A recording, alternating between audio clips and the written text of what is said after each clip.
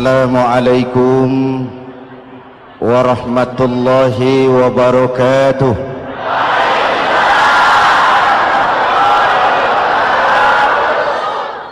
Alhamdulillah wassalatu wassalamu ala Rasulillah Sayyidina Muhammad ibn Abdullah wa ala alihi wa sahbihi wa mawala, amma ba'du. Saudara-saudara kaum muslimin di seluruh tanah air, hari-hari pada minggu akhir Ramadan kita bersama-sama menyaksikan sebuah fenomena tentang pindahnya kegiatan umat dari masjid ke pasar, dari masjid ke terminal, dari masjid ke stasiun, dari masjid ke bandara. Apa boleh buat, itulah wajah kita, bahwa lebaran artinya mudik, bahwa lebaran artinya baju baru dan makanan. Lebaran berbeda dengan Idul Fitri. Lebaran adalah tradisi yang setiap kita boleh ikutan. Siapa saja boleh ikut lebaran, tapi tidak tiap orang bisa merayakan Idul Fitri. Mau puasa atau tidak puasa, boleh lebaran. Tidak dilarang sama petugas keamanan. Mau ibadah Ramadan atau tidak melaksanakan ibadah Ramadan, boleh ikut lebaran. Tapi tidak berarti merayakan Idul Fitri, karena selalu ada kos dari apa saja yang kita lakukan. Saya mau cerita, mau dengar nggak? Ada dokter gigi, dokter baru. Satu sore praktek, pasiennya 4 orang nunggu duduk jejeran. Dipanggil pasien pertama, diperiksa, berlubang giginya, dicabut tanpa dibius. Namanya dokter baru. Pasien ini teriak, aduh sakit dok, tidak kuat, sakit. Teriakannya keras sekali. Pasien yang 3 orang yang nunggu gemeter, lari semua. Sudah saya dicabut, diobati, selesai, tanya, sudah selesai dok? Sudah mas. Berapa biayanya? 200.000. Loh, biasanya kan 50.000, kok 200.000? Biasanya sih memang 50.000, tapi siapa suruh kau teriak? Yang 3 lari.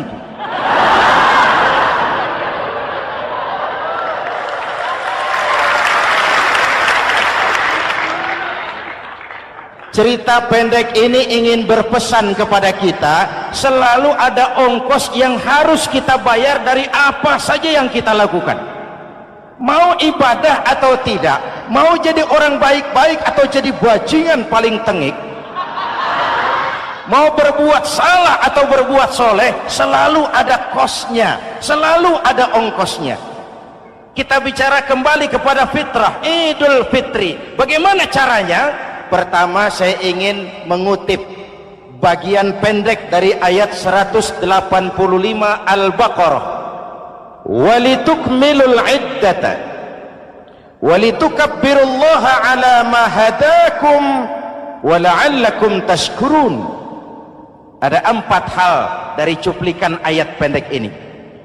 Pertama, walitukmilul iddata, hendaknya engkau sempurnakan jumlah bilangan hari puasamu.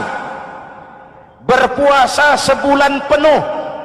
Sebulan penuh itu bisa 29, bisa 30.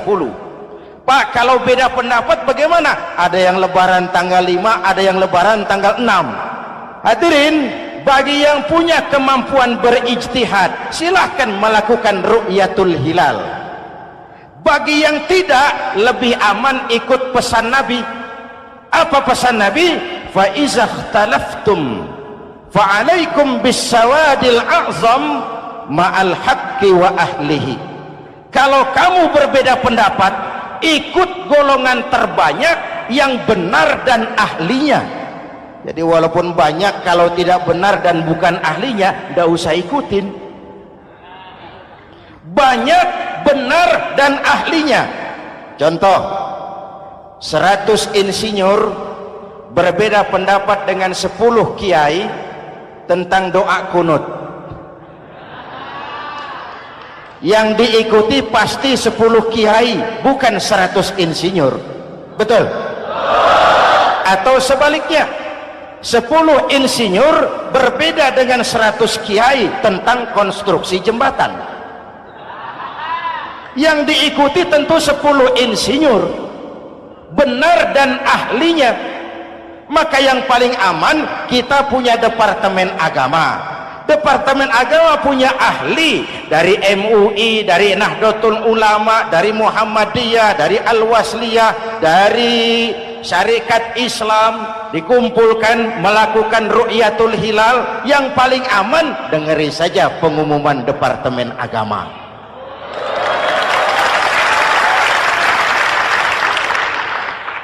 Tapi tetap menghormati mereka yang meyakini 1 Syawal jatuh pada tanggal 5. Beda boleh, marah jangan.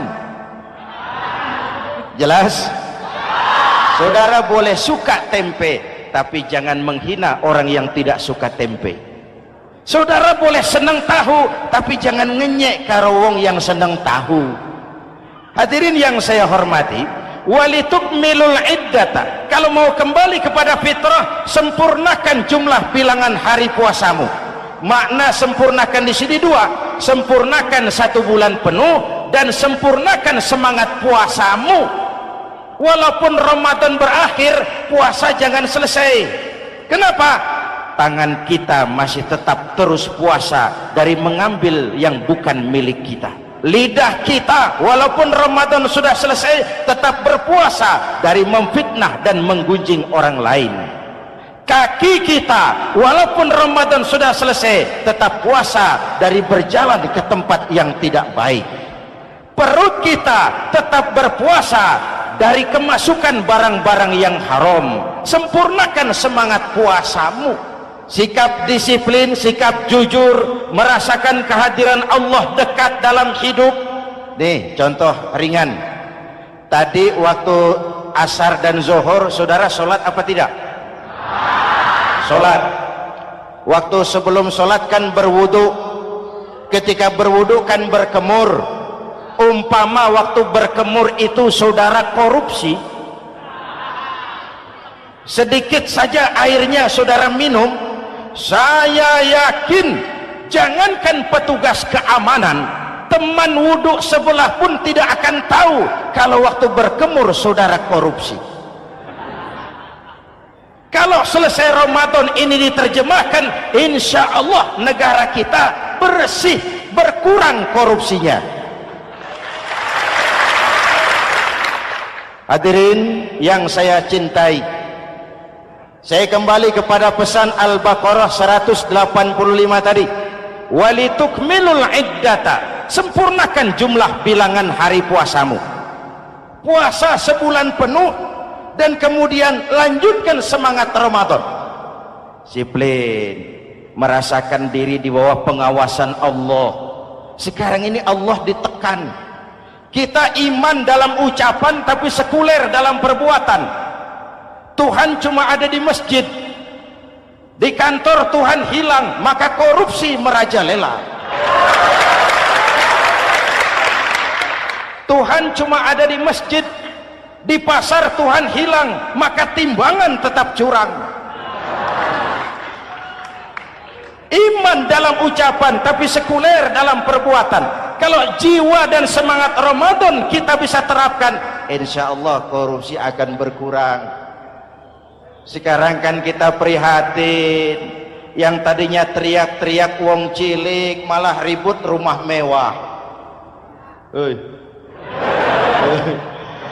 Yang tadinya teriak-teriak rakyat kecil sekarang malah ribut soal villa 5 miliar. Ini kan menyedihkan, memilukan dan memalukan, tidak punya sense of crisis. Nah, saya juga nggak tahu apa itu. Udah dengerin aja, kenapa sih? usil bener. Padahal ekonomi kita masih terpuruk, lapangan kerja sulit,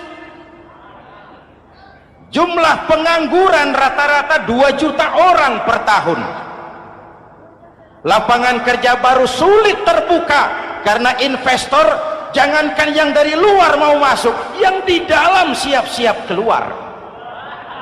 Terakhir kita dengar Sony, pabrik elektronik besar, mau cabut lagi, pindah invest ke Taiwan, menyusul pabrik silet yang di Ciputat itu.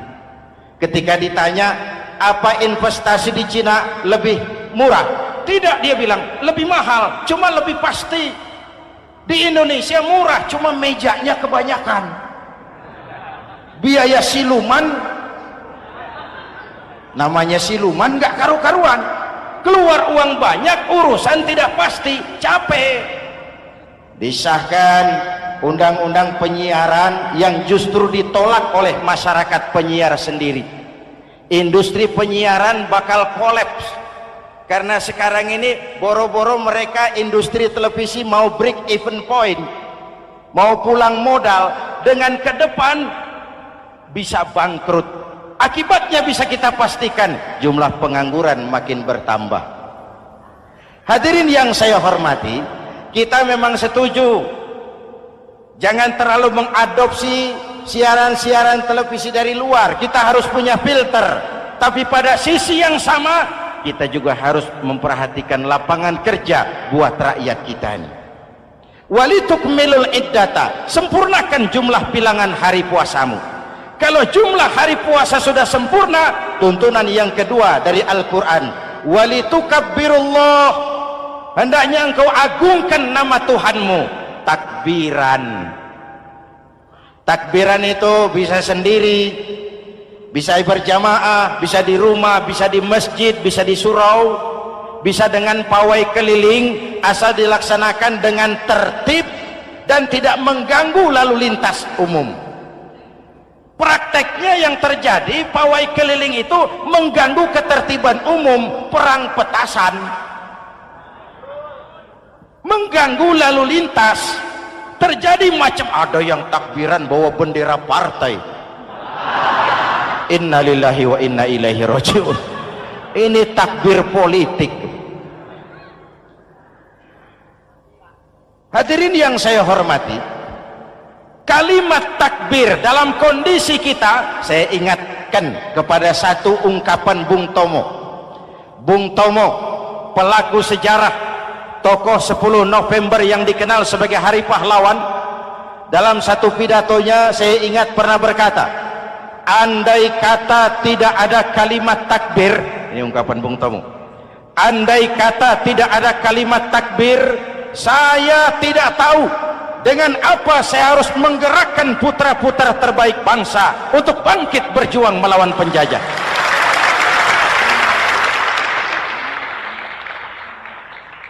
Ketika Allahu Akbar itu londo, kelihatannya kecil, meriam nggak meleduk. Dahulu orang-orang tua kita cuma ada 2 kata, merdeka atau mati. Tidak berpikir nanti kalau menang dan merdeka saya jadi wali kota di mana.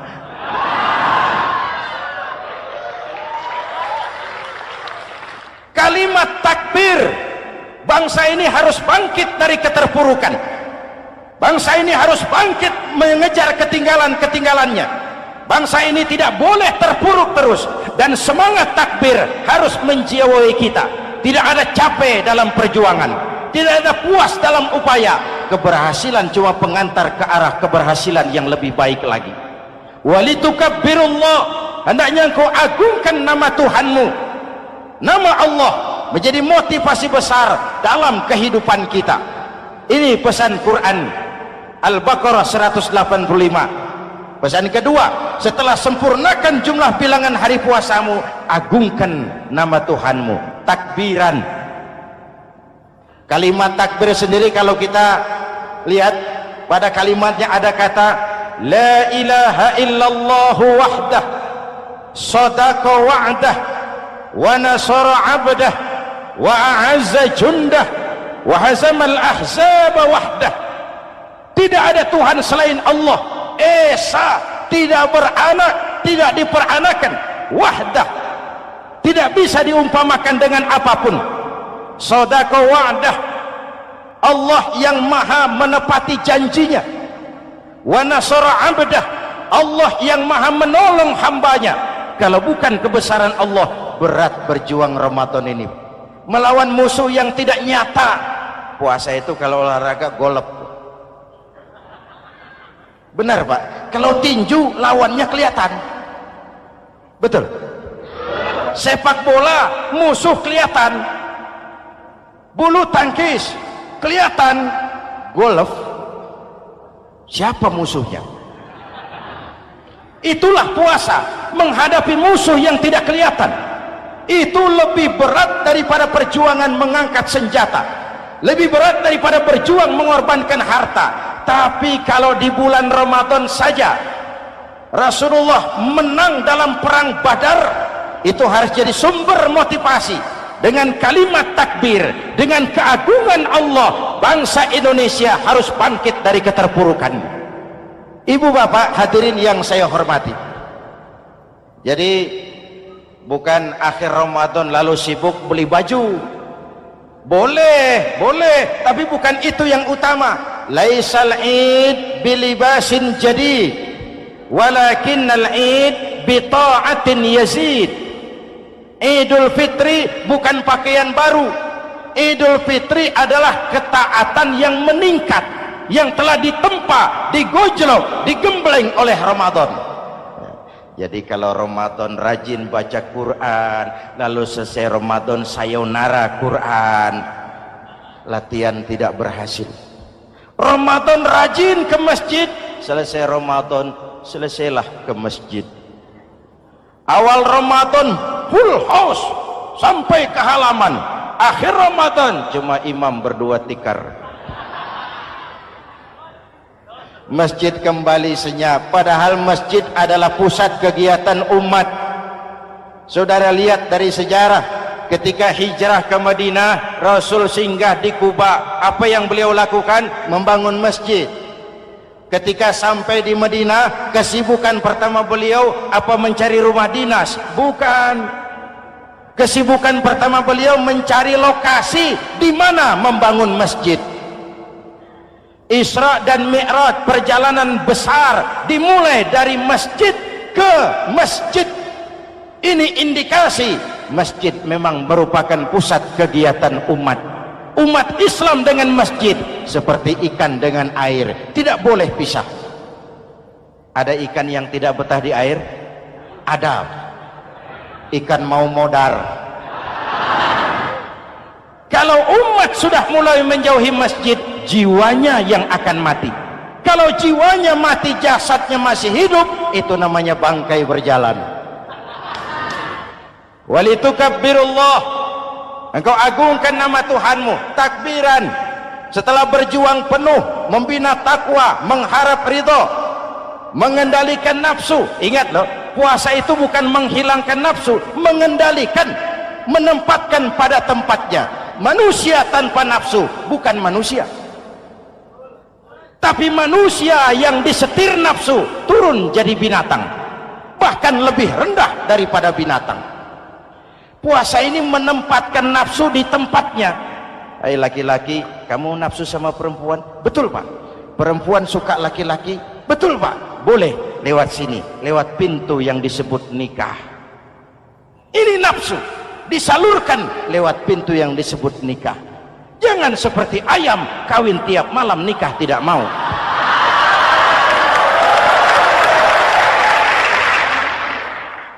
Hai manusia, nafsu kepada materi, kepengen kaya? Iya Pak, boleh. Usaha yang halal, jual beli yang halal. Wa ahallallahu al-bai'a wa harrama riba. Allah halalkan jual beli. Jangan ingin kaya lalu makan renten, ingin kaya lalu korupsi, ingin kaya lalu buka peternakan tuyul. Manusia ingin berkuasa, boleh, tapi tetap punya etika dan moral. Jangan ingin berkuasa lalu fitnah, ingin berkuasa lalu mengadu domba orang, ingin berkuasa lalu menghalalkan segala cara. Puasa menempatkan nafsu pada tempatnya. Manusia yang dikendalikan nafsu lebih puas daripada binatang. Saya punya ungkapan lama, sebuas-buasnya kerbau makanannya tetap rumput. Saya belum pernah dengar ada kerbau terlalu buas lalu makan roti. Betul? Tapi manusia kalau sudah dikendalikan nafsu, manusia bukan cuma makan nasi, aspal, semen, kertas, minumnya solar, jauh lebih puas daripada binatang. Inilah puasa. Arep nguwong ke wong, agar manusia itu jadi dirinya, fitrahnya, jangan dikendalikan oleh nafsu. Kita ini sudah diciptakan fi ahsani takwim. Hadirin, yang ketiga pesan Al-Baqarah 185 tadi, setelah sempurna jumlah bilangan hari puasa lalu mengumandangkan takbir, membayar zakat fitrah. Kenapa itu kita lakukan? Mengagungkan nama Allah, ala ma hadakum, agungkan nama Allah yang telah memberikan hidayahnya kepadamu. Masya Allah nih, hidayah, kita bersyukur. Hidayah ini hak prerogatif Allah, diberikan kepada siapa saja yang dikehendaki oleh Allah.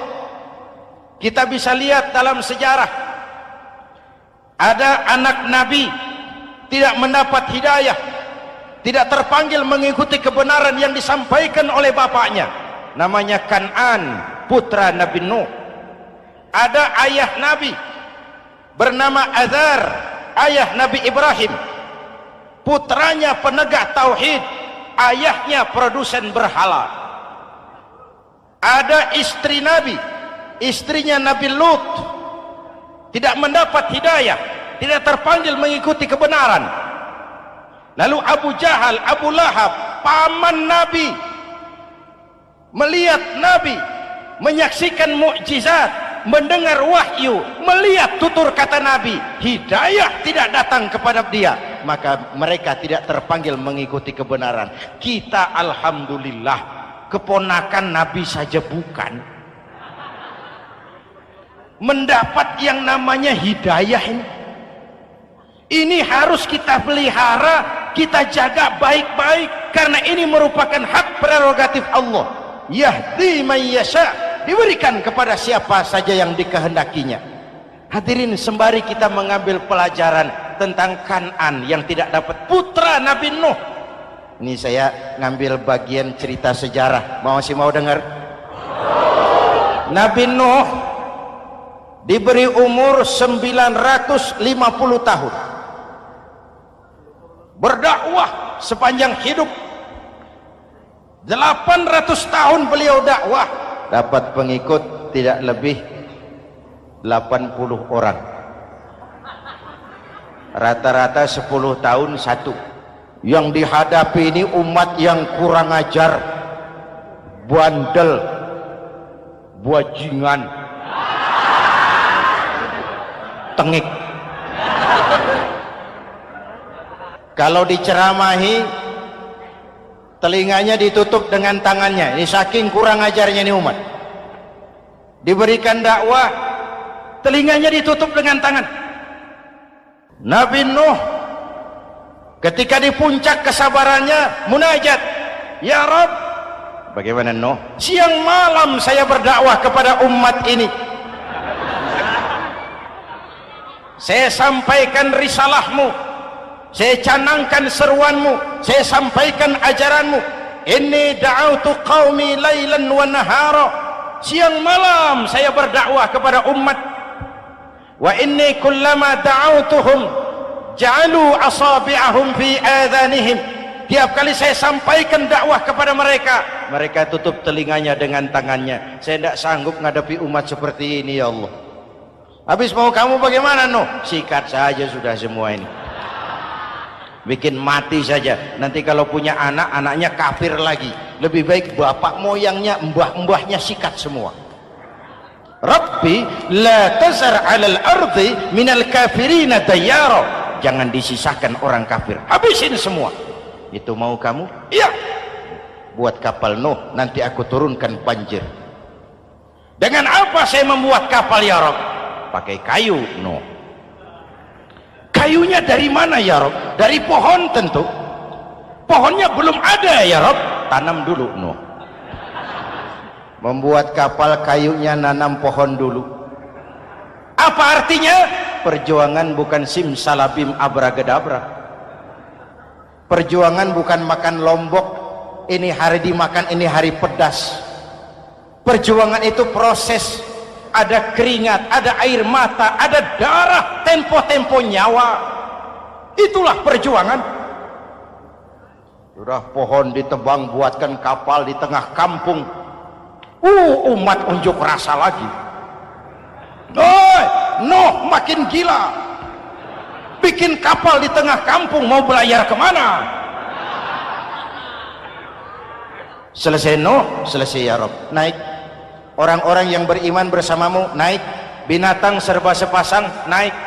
Naik Nuh, naik orang beriman, naik binatang serba sepasang. Gerimis mulai turun. Setelah kapal semua terisi, Nabi Nuh kontrol. Sudah naik semua? Sudah. Nuh, Mas Bejo ada? Ada. Bawa Painem, naik sudah, masuk. Oke. Kan'an anak saya ikut tidak naik kapal? Kami tidak lihat Nuh. Turun ke bawah. Ada Kan'an? Kami tidak lihat Nuh. Naik ke atas buritan. Kelihatan Kan'an tidak ikut naik kapal, kumpul bersama orang kafir di daratan. Inilah potret kehidupan. Kumpul dengan orang-orang kafir. Berapa banyak anak-anak kita tidak mau ikut orang tuanya ke masjid, kumpul dengan orang-orang kafir di tempat maksiat. Nuh karena sayang kepada anak, dari atas kapal memanggil, ya bunayyar kam ma'ana. Ya, ini bahasa orang manggil Pak. Kan'an, kesini nak, naik kapal sama papi. Ini terjemahan bebas. Jawab Kan'an di bawah, tidak mau Pak, saya di sini saja. Jangan nak, Allah sedang murka, akan turun banjir. Kalau datang banjir Papa, sa'awi ila jabalin ya'simuni minal ma', saya akan naik ke gunung tinggi yang bisa menyelamatkan saya dari banjir. Kan'an naik ke gunung tinggi, gunung pun tenggelam dihantam banjir. Dalam puncak kepedihan, Nabi Nuh akhirnya sadar, ya Allah, kalau orang kafir tenggelam memang saya yang minta, tapi Kan'an kan anak saya. Nuh, anggap Kan'an bukan anakmu. Wa innahu amalun ghairu salih. Nuh sadar, akhirnya bilang, ana urid wa anta turid wallahu fa'alun lima yurid. Aku punya kemauan, kau Kan'an punya kemauan, Allah juga punya kemauan. Kemauan Allah lah yang akhirnya jadi kenyataan. Nek sekarang juga kita ngadepi musim banjir. Bukan banjir air saja, banjir peradaban-peradaban yang masuk ke negeri kita. Banjir maksiat, banjir munkarot. Kalau kita sudah ke masjid, kita sudah naik kapal, tolong kontrol anak-anak kita, tolong kontrol tetangga kita. Ayo naik kapal, banjir.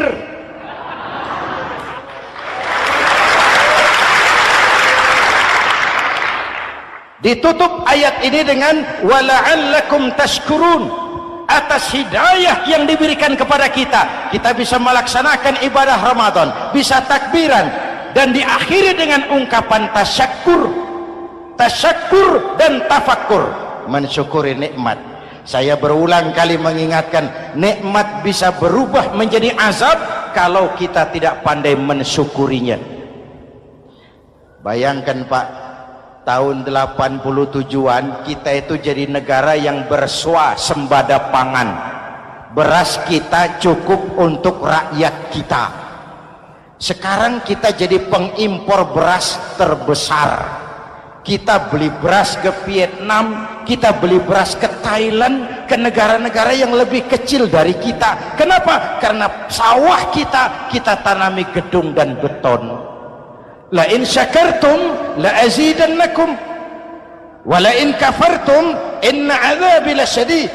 Kalau kamu bersyukur, aku tambah nikmat.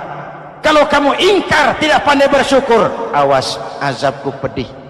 Maka ungkapan saya, orang kaya bisa masuk surga karena hartanya, orang kaya bisa masuk neraka juga karena hartanya. Syukur apa tidak syukur? Pejabat bisa masuk surga karena jabatannya, pejabat banyak yang masuk neraka juga karena jabatannya. Syukur apa tidak syukur?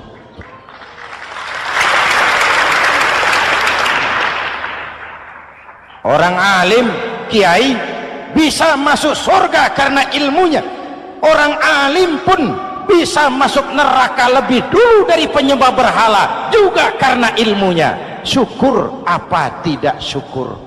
Kasih jabatan sebagai pemimpin lalu menyadari sayyidul qaumi khadimuhum. Pemimpin suatu umat adalah pelayan bagi umat itu. Pelayan harus melayani, bukan minta dilayani. Selama ini kita memandang jabatan itu jalan pintas menuju kaya. Jabatan itu artinya kekuasaan dan fasilitas, maka yang lahir rampok-rampok baru.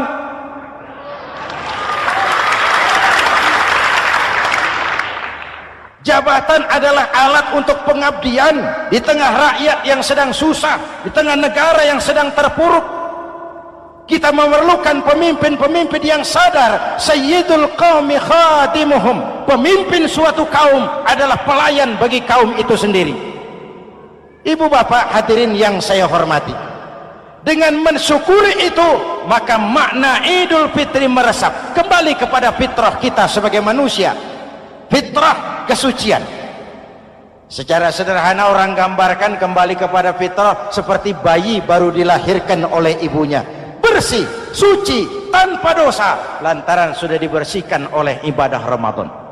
Tapi para ulama khalaf ada yang mengartikan fitrah itu kecenderungan kepada kebajikan, kecenderungan kepada kebaikan. Itu juga fitrah. Kembali kepada fitrah manusia, kecenderungan untuk berbuat baik. Kita lahir bayi, tidak punya dosa, betul? Tidak ada dosa warisan dalam Islam. Kalau harta warisan ada, dosa warisan tidak. Karena itu dalam Islam juga tidak ada penebusan dosa. Kalau dosa bisa ditebus dengan uang, tentu Menteri Keuangan nomor 1 masuk surga.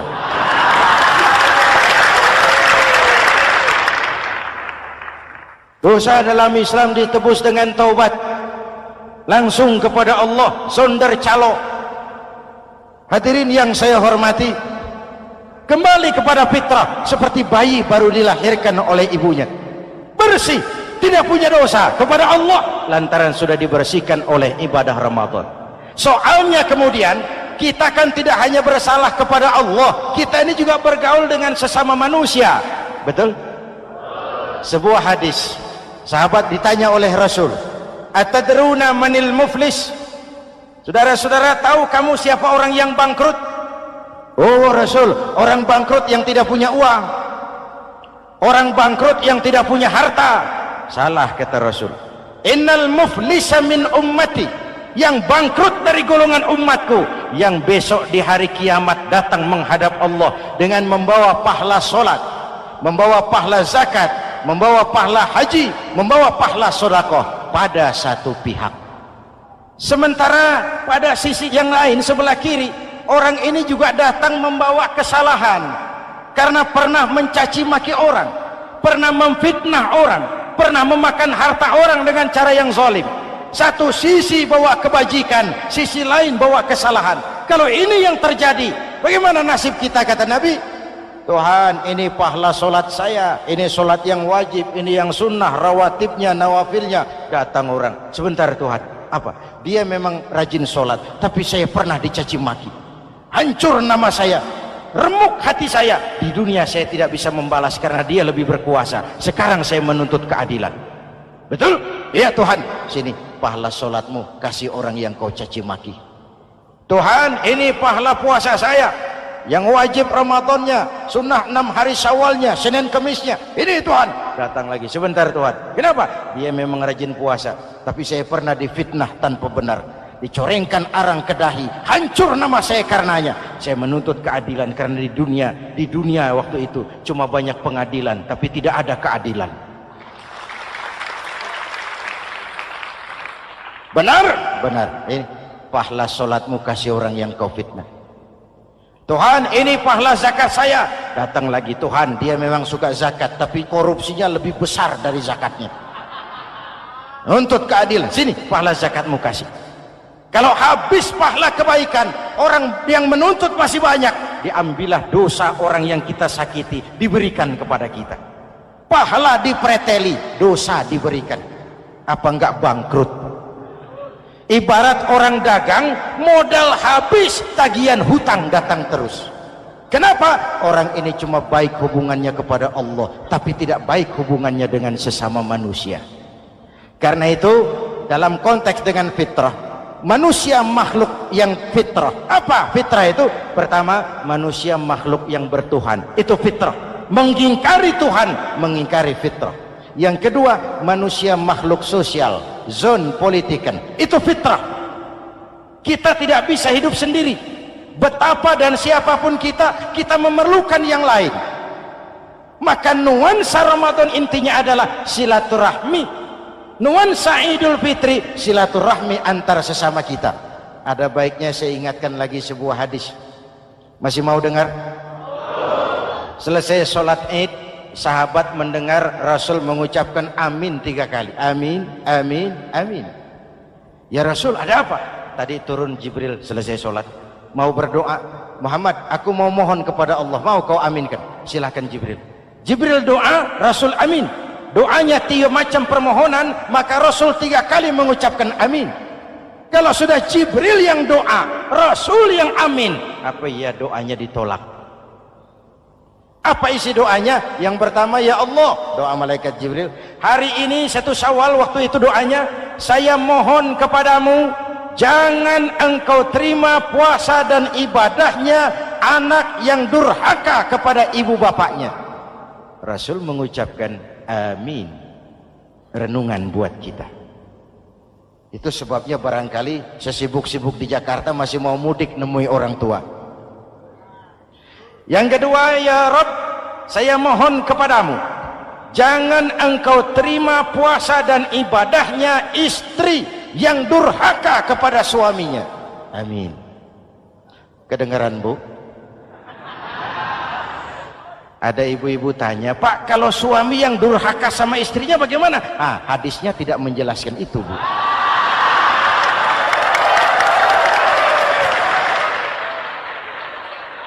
Lo menang sendiri.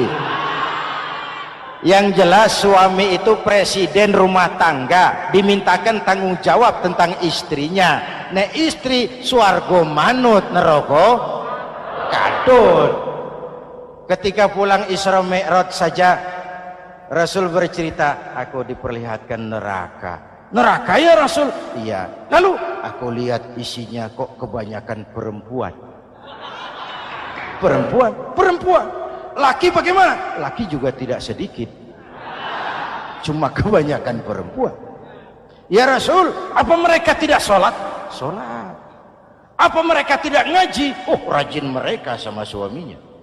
Kenapa banyak mereka di sana? Rasul senyum dan menjawab, hunna yakfurnal asir. Umumnya perempuan kurang bisa terima kasih sama suaminya.